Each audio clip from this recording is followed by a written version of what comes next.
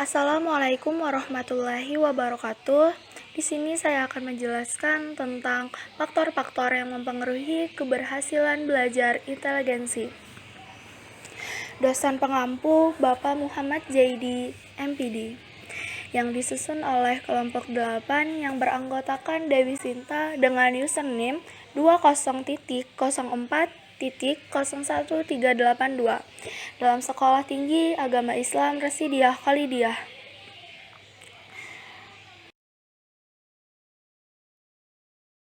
Pengertian inteligensi secara etimologis.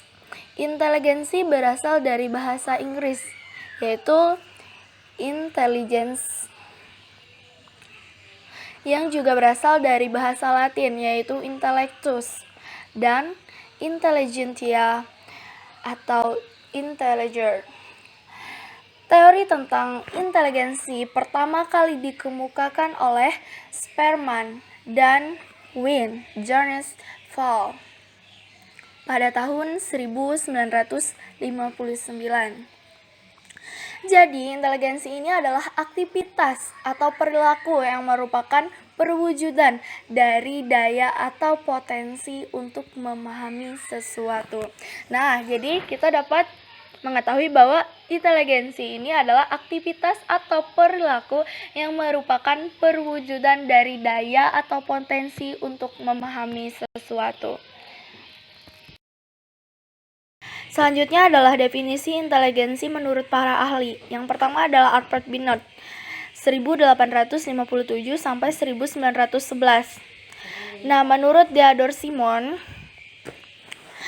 inteligensi terdiri dari 3 komponen, yaitu kemampuan untuk mengarahkan pikiran atau tindakan, kemampuan untuk mengubah arah tindakan bila tindakan itu telah dilaksanakan, dan kemampuan untuk mengkritik diri sendiri. Itu menurut Theodore Simon, yang menurutnya inteligensi itu terdiri dari 3 komponen.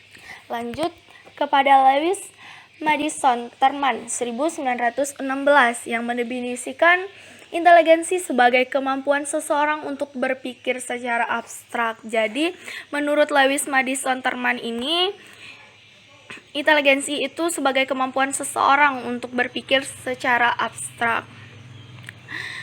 Yang selanjutnya, Baldwin 1901 yang mendefinisikan inteligensi sebagai daya atau kemampuan untuk memahami.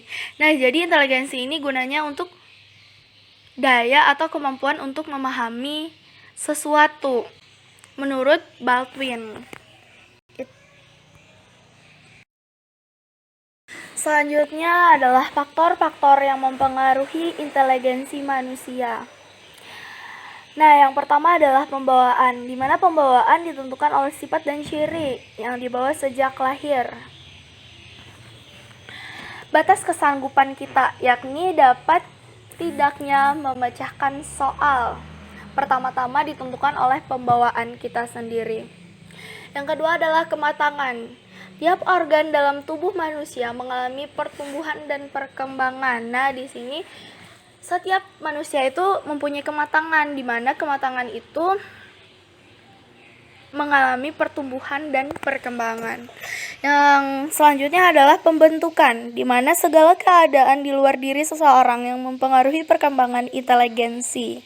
Nah, pembentukan ini mempengaruhi perkembangan inteligensi di dalam segala keadaan di luar diri seseorang. Nah, yang selanjutnya adalah minat dan pembawaan yang khas. Minat mengarahkan perbuatan kepada suatu tujuan. Misalnya kan kita minat untuk beli baju. Jadi tujuan kita adalah membeli baju. Itu maksud dari minat dan pembawaan. Selanjutnya adalah faktor-faktor yang mempengaruhi keberhasilan belajar. Faktor ini terbagi menjadi 2, yaitu faktor internal. Faktor internal adalah faktor-faktor yang berasal dari dalam diri individu dan dapat mempengaruhi hasil belajar individu. Nah, faktor internal ini terbagi menjadi 2 bagian, yaitu faktor fisiologis dan faktor psikologis. Di mana faktor fisiologis ini terbagi menjadi 2, yaitu keadaan jasmani seseorang dan keadaan fungsi jasmani setiap individu. Psikologis.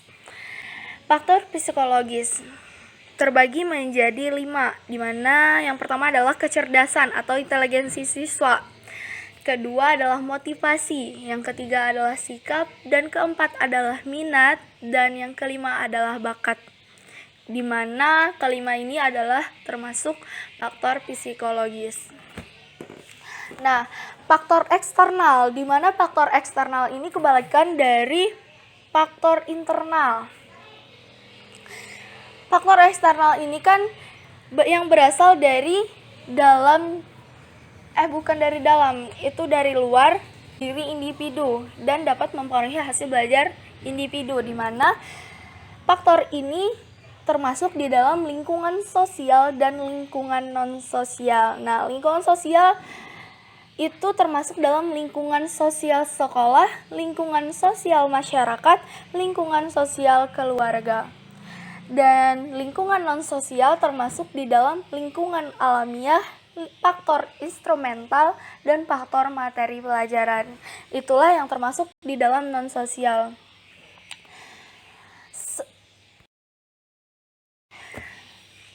Sekian dan terima kasih dari saya. Wassalamualaikum warahmatullahi wabarakatuh.